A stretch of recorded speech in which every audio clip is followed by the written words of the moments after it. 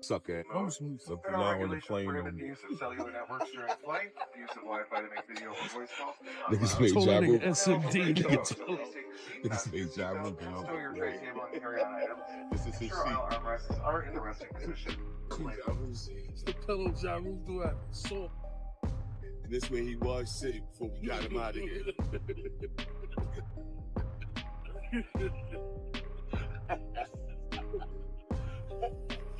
Ja Rule. What's good, y'all? Welcome back to the channel. We posted up in the backyard over at Pop Spot. Pulled over once again tonight. He made sure everybody was straight, threw some salmon and asparagus on the grill, and trust me, it disappeared. But listen to this.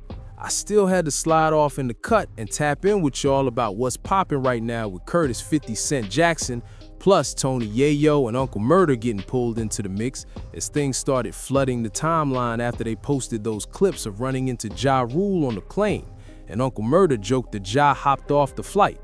Yeah, wild. Uncle Murda even said he took Ja's seat and tied it into the Real Report show, hashtag The Unit, Superbone Weekend, tagging Tony Yayo, 50, Ja, and promoting the first episode that's out now. Then 50 doubled back and posted it saying Ja was solo, so he had to cause a scene to get his scary self removed, laughing it up while Yayo added his own spicy commentary and jokes about it going down, all while Branson Cognac got his little shine. And hold up, because by the time this video drops, Ja Rule probably already fired back with something. And if I'm keeping it a full 1,000 with y'all, this really isn't an L for Ja. They were on a plane. What was supposed to happen? And let's be real, the whole moment is clearly being flipped into a promo to push the new podcast Tony Yayo and Uncle Murda just launched. Now I know Uncle Murda is locked in with G-Unit these days, and he's rocking with them heavily, but I don't remember him having any real smoke with Ja before this. I mean with Ja, not Tony. But it feels like he was on some, hey, I'm with my guys. If they got beef with him, then it's beef by association. Still, it wasn't anything serious. Everybody involved is older and seasoned at this point. But girl, let somebody sit behind you on a plane recording you non-stop and see how fast your nerves start acting up. So Ja probably thought, you know what? I might as well get off this flight because I don't want this turning into anything crazy. Next thing you know, you're risking flight privileges and nobody wants that headache. This is how folks make their money, so realistically, nothing major was ever gonna pop off. But here we are talking about it, and that's the whole play. They're promoting the podcast. Now let's talk about 50 Cent. We already know he never misses a single chance to throw a jab, crack a joke, stir the pot, or make something comedic, and he don't care if it's right or wrong. If it's aimed at Ja Rule, he's posting it. And that right there is why this remains one of the longest running mainstream hip-hop beefs we've ever seen. There's probably a whole lot of people behind the scenes who don't really mess with each other like that, but they've never been this loud about it. This right here is different. We're literally looking at a beef that's about 23 years deep at this point, and 50 Cent absolutely refuses to let it rest, to the point where Ja Rule had to pop out and say he's ready to be petty and start clapping back. Now, he didn't make that statement for no reason, so trust me, a response is coming, most definitely.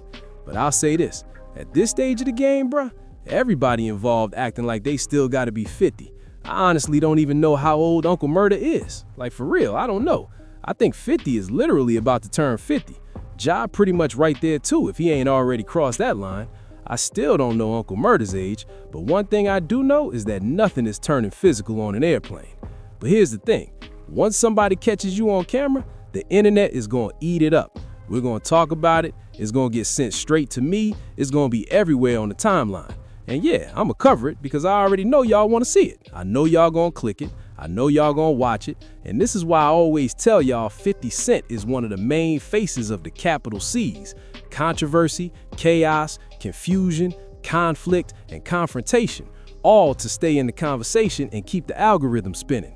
And we already added Crash and Not to that mix, but when it comes to 50 being involved, we gotta add Curtis and Sitting in it too, because anytime there's an opening, he's taking it. And just look at the last 2 months alone, bro. 50 has been going back and forth with Jim Jones, and not just him, really everybody, let's be honest.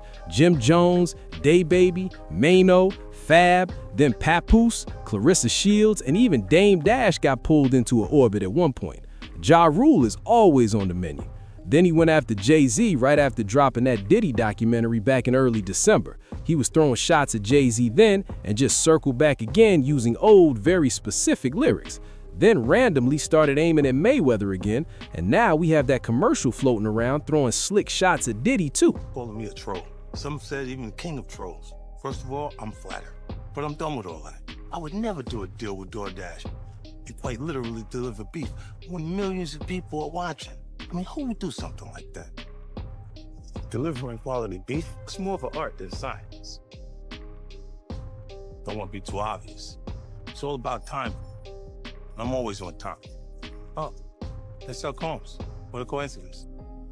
No matter what kind of beef you have going on this weekend, remember DoorDash delivers. And you know what goes great with beef? A bottle of this beautiful Branson cognac, aged 4 years, 50 months. Who's keeping count? At this point, 50 is swinging at anybody and everybody he feels like he can reach. I guess he's fully locked in on the beef life at this stage, bro. So we gotta add another capital C to his list. We're calling this one Commitment because listen, that man is all the way committed.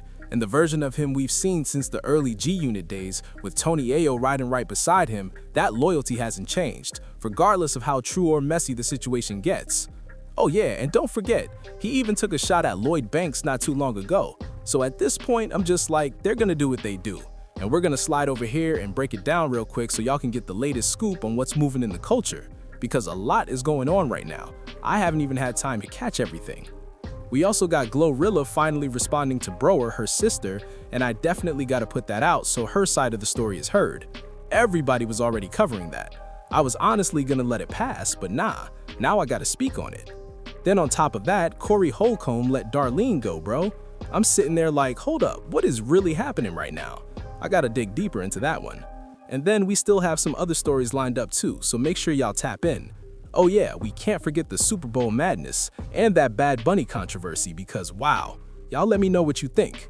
Thanks for watching and don't forget to subscribe to the channel. Niggas made Told Ja that Rule. nigga SMD. Niggas made Ja Rule, you know? Show your tray table and carry on item. This is his seat. Trial armrests are in the resting position. It's the pillow Ja Rule threw at us. And this way he was sitting before we got him out of here.